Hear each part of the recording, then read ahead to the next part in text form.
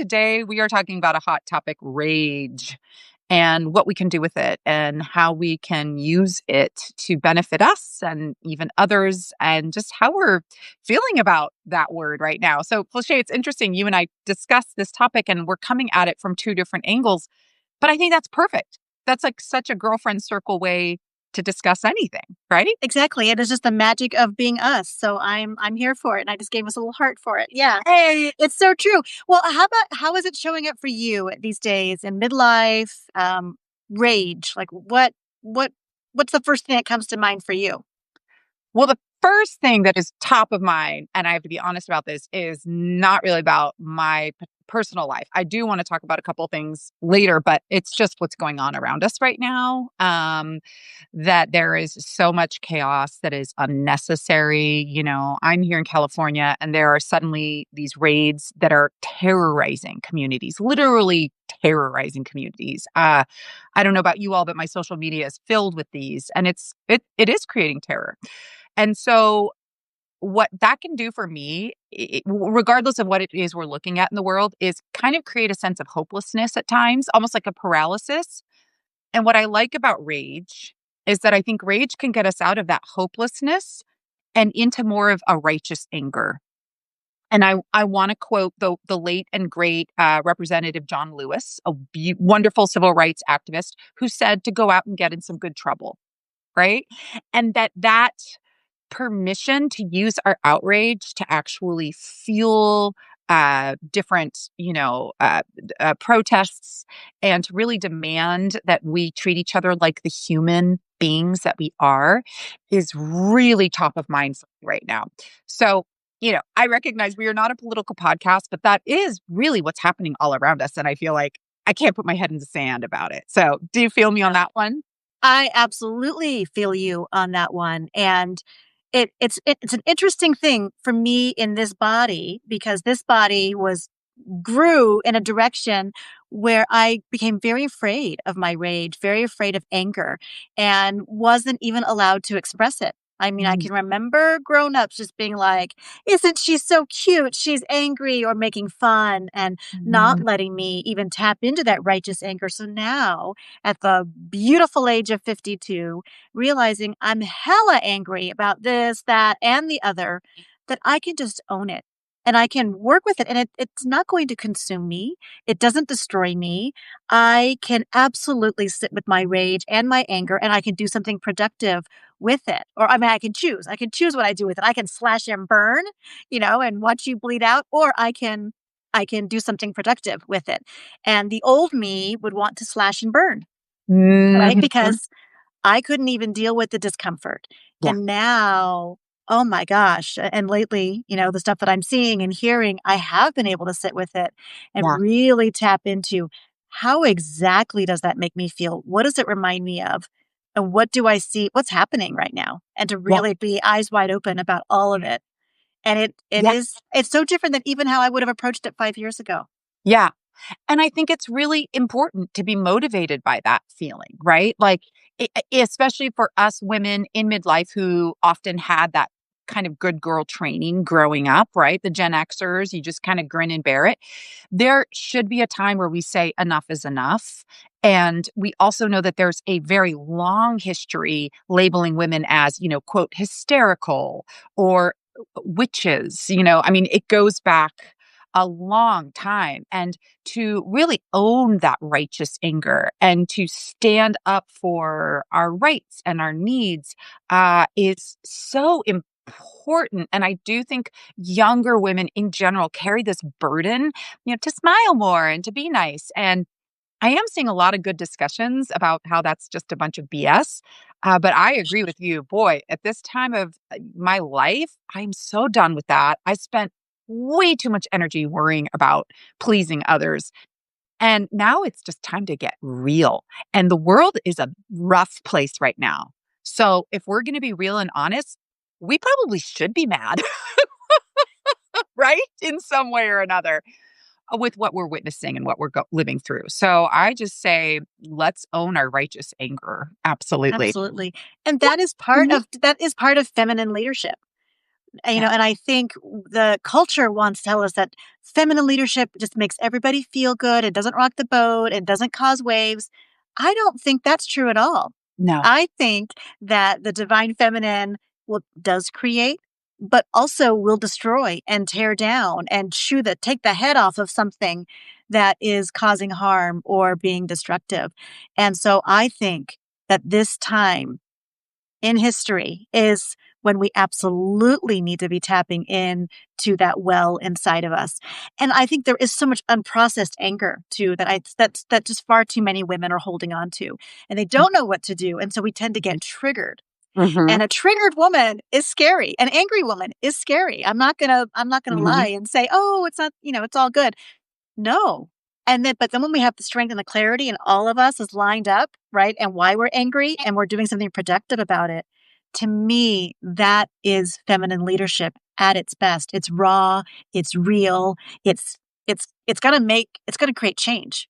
And I have to give a shout out because you know who I have been witnessing doing a lot of the protesting at like town halls and around town are older women. Women who Yes, are like second wave feminists who kind of know what was at stake. They're showing up.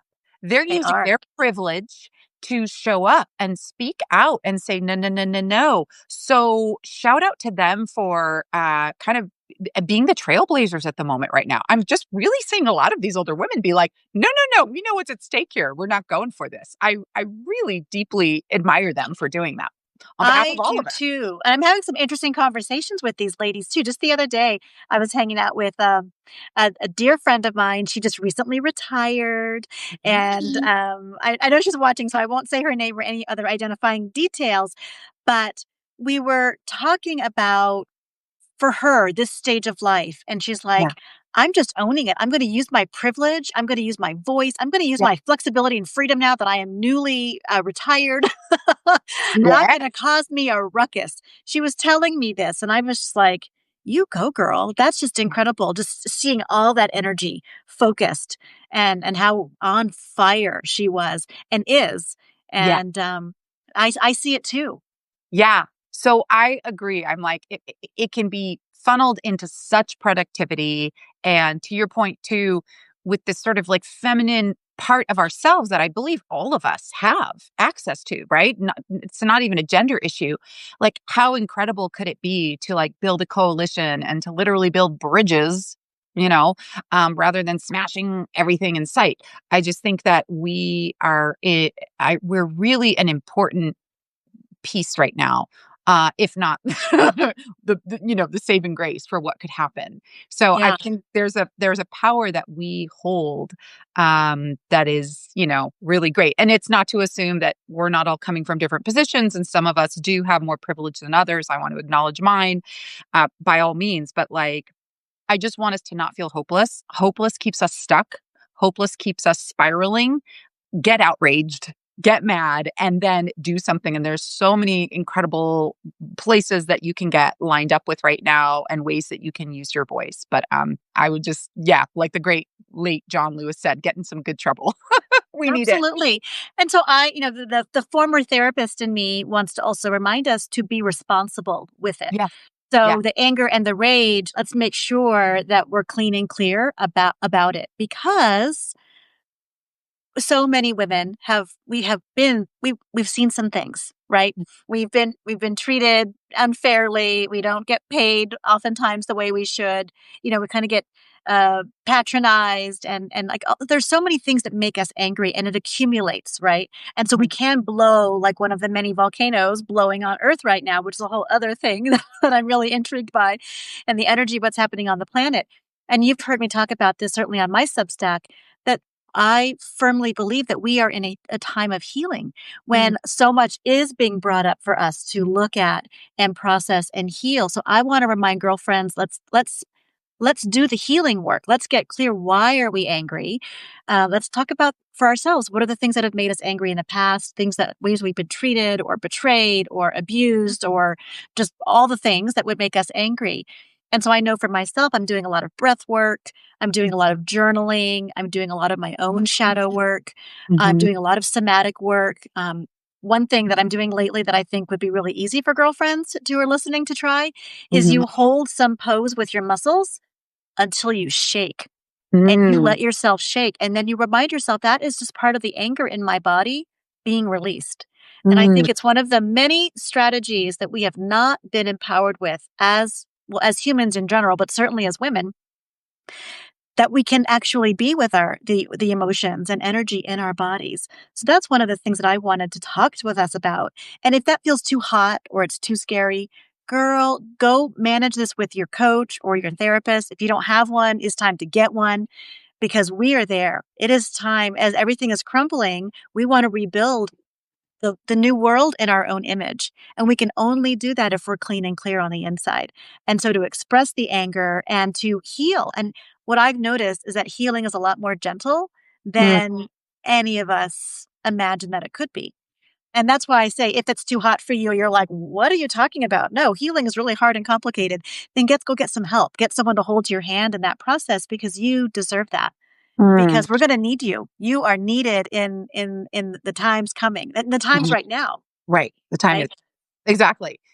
Yeah, another thing that I've really been thinking about with around communication with people, especially when it's, a disagreement or my goodness, what we're having right now. There was this wonderful woman who was reporting from downtown Los Angeles, where there's been some big protests going on. She spoke so beautifully about trying to do peaceful protests, to not kind of fall into the trap of what I think is being manufactured. And she said something so beautiful because she was talking with someone else who was wanting to get really rageful. And she was trying to express to them if we can remain peaceful, we can actually like create something more meaningful. And the person turned to her and said, "Yeah, but look at these monsters." And this woman's response was so beautiful. I wish I could quote her. It was just one of these reels that I was watching. She said, "They're not monsters, they're scared people." They're people who are so scared, who have convinced themselves that they're backed up against this wall, that their only tactic is violence, right?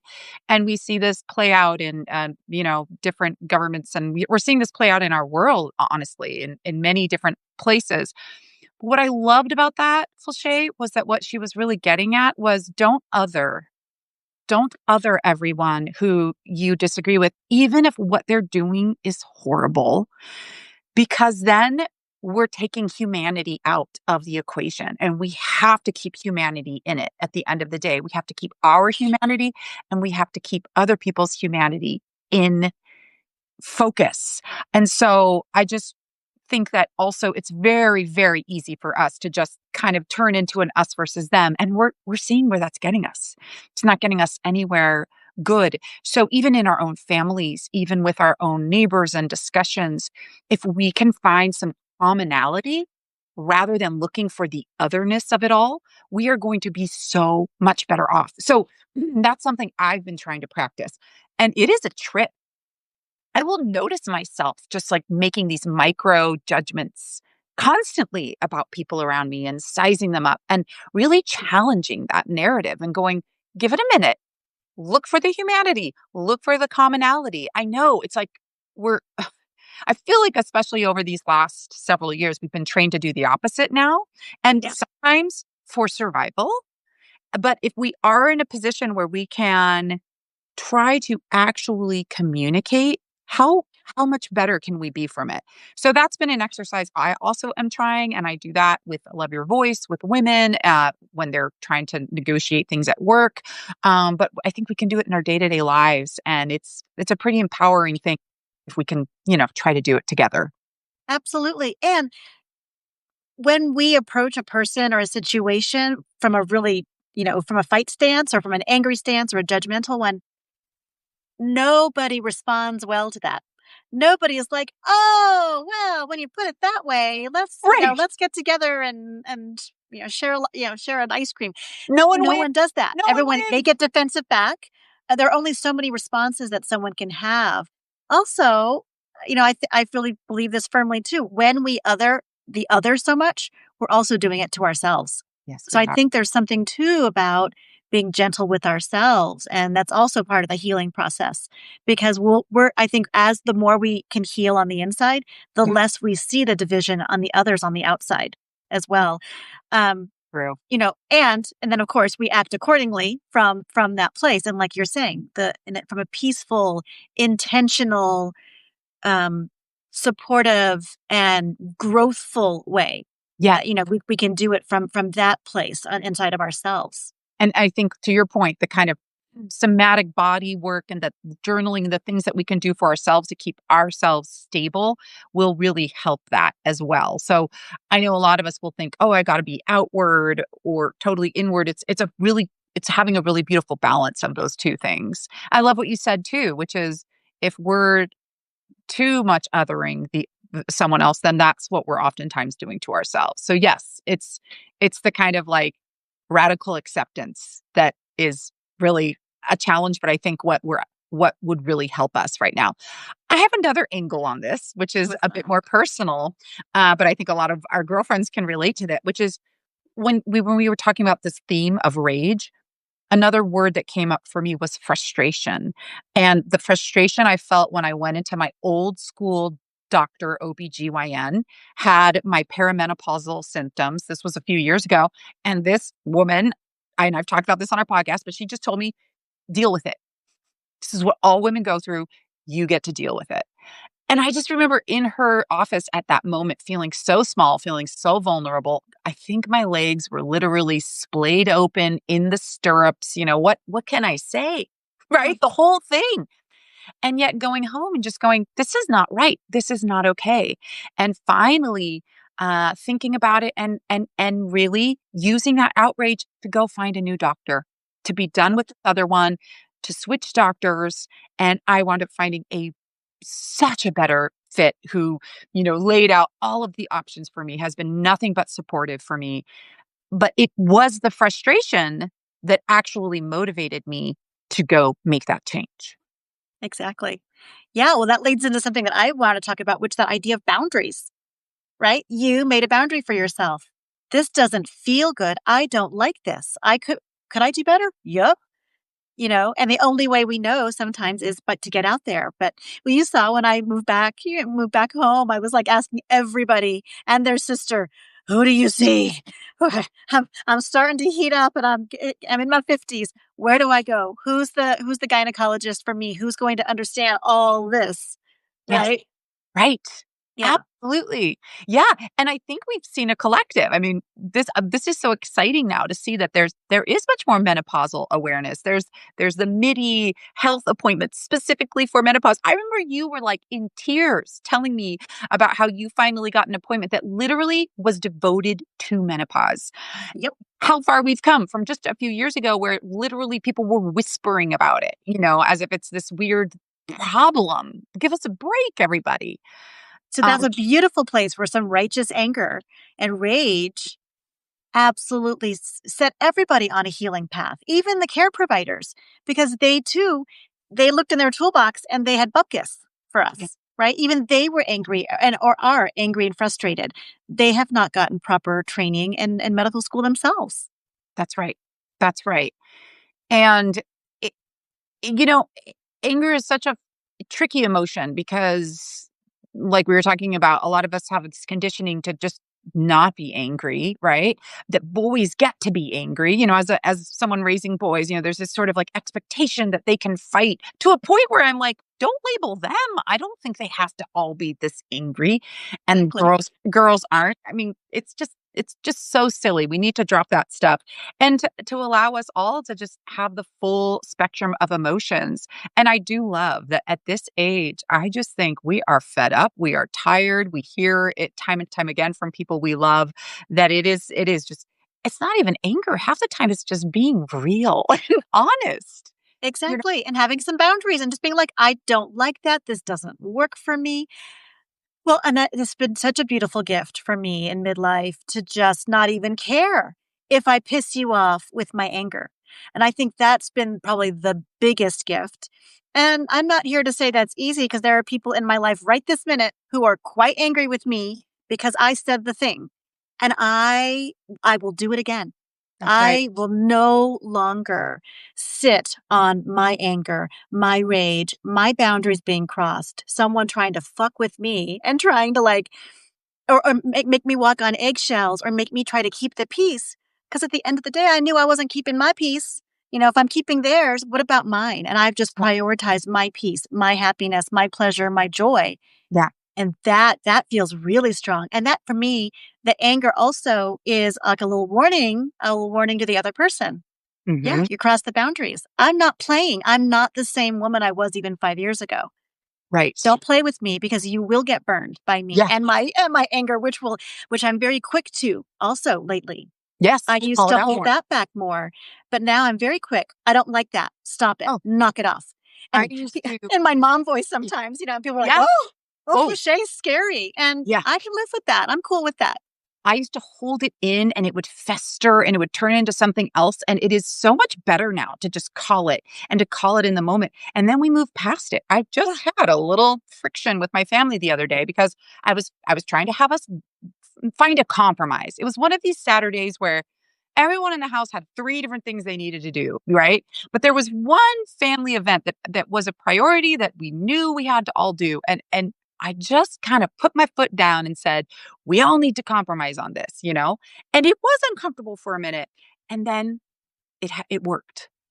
And being okay with like making some waves because sometimes we got to just kind of cut through all the busyness and just get to the truth. And I find too that when I get into that zone where I'm like, I am just speaking my truth and it's like a laser focus. It's like there's something that just aligns in you and goes, this is what it is.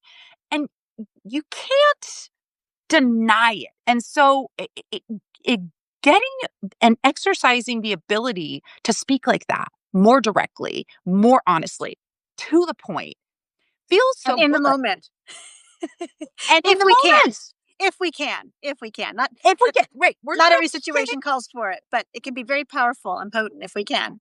And I am. I think I'm retraining my family because I think my family's a little bit like, oh, okay. I mean, I've always had a little bit of that, but I just am finding that it's getting to be more and more that. But it's not necessarily rage.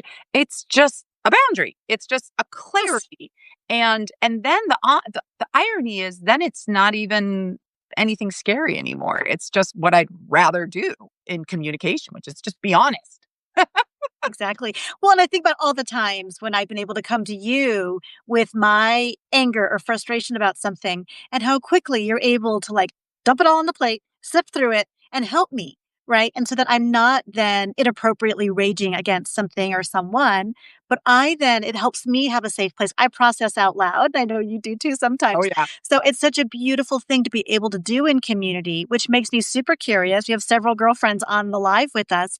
I'm wondering if anybody has anything this strikes a nerve. Is there anything that made you angry lately? How are you managing this? I would love to hear if any of our girlfriends want to chime in, and we'll say your comment, here on the live stream We would because I'm love. just so curious. Yeah. Yeah. We would love to hear if you have any feedback or just what is pissing you off right now. What is making you rageful? And we want to give you permission to do it. Obviously, in some of the ways we've been discussing, carefully and with humanity and with self-care. And But that self-awareness, and right? And self-awareness. being responsible. Yeah. Right. Well, I'll give one more example that as our girlfriends might be thinking and responding as well, which is a wonderful musician in the Bay Area because my background is in singing as well. So Sly Stone just passed away Oh, yesterday yeah. from Sly and the Family Stone, and he is one of my favorite musicians. He created a band back in the 60s, I want to say, that was multiracial, that was multi-gendered. It was a totally new thing when it came out, and created a kind of music that never had been heard before. And in his music, he put in some really important messages, but kind of delivered it to society in a very like digestible way. So he was sort of a part activist and a part entertainer. Um, and a beautiful documentary was just created about Sly Stone from Questlove, who is, in his own right, an incredible musician, part of the Roots, a drummer. I think he's in the house band on the Jimmy Fallon show. So he's done a couple of these documentaries, and the one that just came out on Sly Stone is beautiful. And in it, he talks about this, and he talked about it in an interview about the documentary, which is that you can take your pain and your anger and make something beautiful out of it. And so in Sly's case, he made art, he made music, and he even slipped in a little bit of rage in there. He had to do it in a sort of stealth way that, as Questlove explained, many African Americans have always had to do, where you're like, you're doing it with a smile, but you're putting in your real feelings and your real rage. Um, and that what he was getting at, and I thought this was so beautiful, was that so much of real art is linked to our pain and our rage. And if we want to write, if we want to create, if we want to kind of experience life and communicate about it in a full way, we've got to permit the anger to come in, and even move through us, right? And so if you're an artist, let that fuel your work, whether it's like Sly Stone, writing music and creating bands and, being a trailblazer of sorts, or even just in your own creations, even if it's for yourself, allowing that in there can be so powerful. And it's funny, Felicia, because when I look at some of my favorite artists, I'm like, oh, yeah, a lot of them are so angry, but for good reason. And not only, but in there, you feel anger in a good, righteous way. Absolutely. Actually, as you're talking, I'm thinking about Alanis Morissette's album, Jagged Little Pill, and how I used that album medicinally because I was in my 20s when that came out. So I was still like being a good girl and walking on eggshells and taking care of everybody else. But then there's this album of like, rah, a woman wronged and scorned and all the shit and all the ironic things that happened to her. And I thought about that, how I would use it medicinally. When I couldn't tap my own anger or frustration about things, I would listen to the entire album and sure enough, something would get released. And I would get, because there's so much trapped energy inside of the anger, right? And then anger unprocessed can turn to rage. And if it's not addressed and acknowledged, so it really can build on itself. And so that's part Mm. of what I'm saying about us being responsible with it, but using it like a GPS. Oh, I'm angry. Let me figure out why. What's happened? What does it remind me of? So what do I need to do? Do I need to Yeah. say something? Do I need to do something? Or do I need to be something? Change I, something? I love that Alanis Morissette was your, kind of medium for that. Mine was Sinead O'Connor. Remember how angry she was? Oh, yeah. That was my girl. Her namesake, her O'Connor, my family has O'Connors. And so I was convinced that she was a long distant cousin of mine, but she had so much rage. But then she could also turn around and sound like a songbird. And I was like, who is this incredible person? And so definitely you see young people tapping into music to experience the anger that they can't say. And I think that's where you get hip hop, and that's where you get punk rock and a lot of musical forms. And it's healthy to be processing that and to have that mirrored back, because I don't think we see enough examples of healthy anger. Right. I talk about this again in my public speaking and communication with people. We kind of get these extreme examples, right? We get the soap opera, like Real Housewives style anger. We get the strongman anger. But where is that just good, healthy, setting boundary, I said no kind of anger? Where do we see that? And I think we need to practice that and see that more, honestly. Absolutely. And we need to encourage each other. So when we see our girlfriends doing it, to support them and love them through it, because they might need a safe place to unload some of that so they can work through it and get responsible themselves and really understand where are they at. And then they might even need some support from those of us, who are talking about this and feeling a little bit more safe and comfortable, accessing our anger and whatnot. helping them. How do they want to express it appropriately? Do they want to write a letter and burn it, or write a letter and send it, or say the thing, or set the call, or go get Jessica's checklist on how to have difficult conversations? Because man, I used to avoid that kind of stuff like anything. And now I run toward it with my chosen loved ones, the people who can hang in there with me, could hear it. They're self responsible. They're looking at what's their part in it too. Yep. The people who are all pointing fingers, I'm not going to go jump into the lion's den with them. But I'm realizing how many people in my life also have the capacity to hear my upset, hear my anger about something or a boundary that got crossed. And No, you're right. that's been, talk about life affirming, because now I know who's there in it with me, who can, Oh, shiny parts. yes. It froze for a second, but you're back. I Oh, agree. And I want to say that you're one of my dear friends who I feel like I can do that with. We have had some difficult conversations where we've had to kind of compromise or get clear about even what we want this project to look like and in other capacities. And I've always trusted that we can set boundaries and we can even tell each other, oh, I didn't want to do this and you did this made me uncomfortable because yeah, I trust that we're going to be able to handle it with each other. And I will say that if you're ever in a position where you are with a friend or a loved one and they are saying something that might be a little hard to hear and it gives you a little poke, but it kind of gives you a poke in that way that is like a medicine for you. Sit with that. Sit with that discomfort. It's pointing you in a good direction. That's very different than the poke that is mean and abusive and not productive. And we get to learn how to distinguish the difference between those. And to what Flachet is saying here so beautifully is when we surround ourselves by the people where we know we can be honest, we can be freaking real, we can show up however we're showing up, that is healing. That is healing. it really is. It really is. And I want to thank you because I think we've been on this journey and I think we identify that we both struggled with that. I was like you. I would so much rather do anything else than be confrontational. And yet, through being confrontational or just honest with people, those are the people I'm closest with because Yes. And you have the most emotional safety with. yep, It's not that complicated, but again, we as a culture, I'm not here to point fingers. As a culture, we have been taught that that's not a thing to do. If someone hurts your feelings, you run away and you ghost them and you never speak to them again. That's sort of become the culture now of dealing with hurt feelings. And I love what you were saying, that, the only reason it could hurt, that needs to be healed and addressed, right?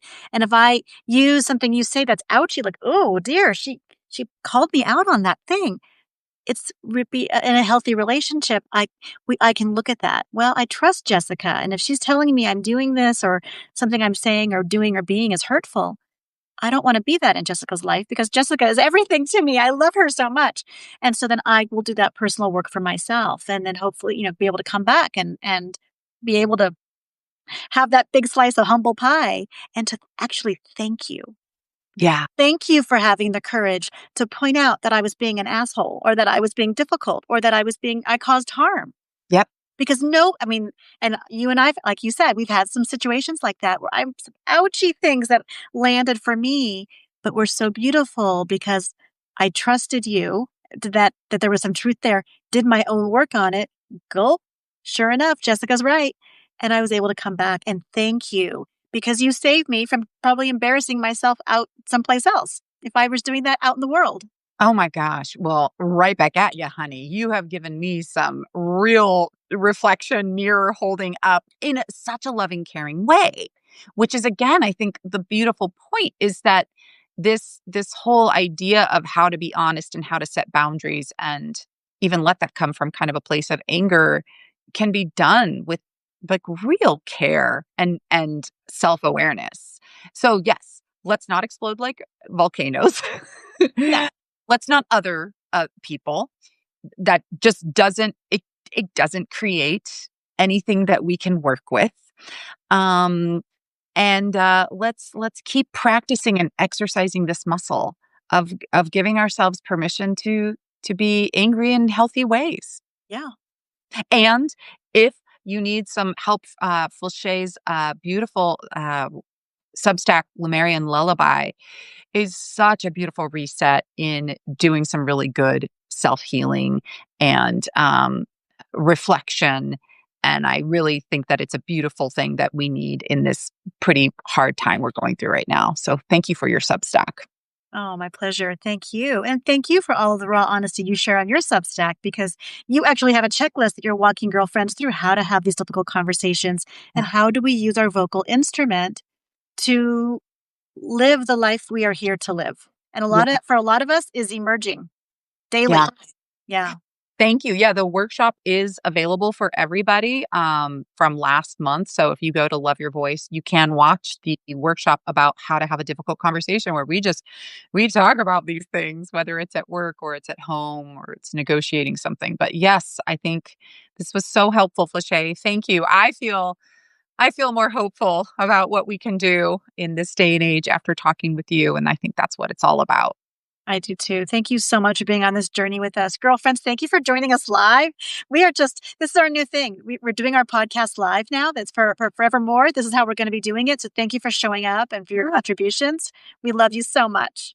Definitely. If you want to watch it on the replay or listen to it on our podcast, just check out Girlfriends of a Certain Age, either here on Substack or wherever you listen to your podcast, and you can listen to the replay of this recording. Okay, so until next time, bye, girlfriends. Bye. Bye.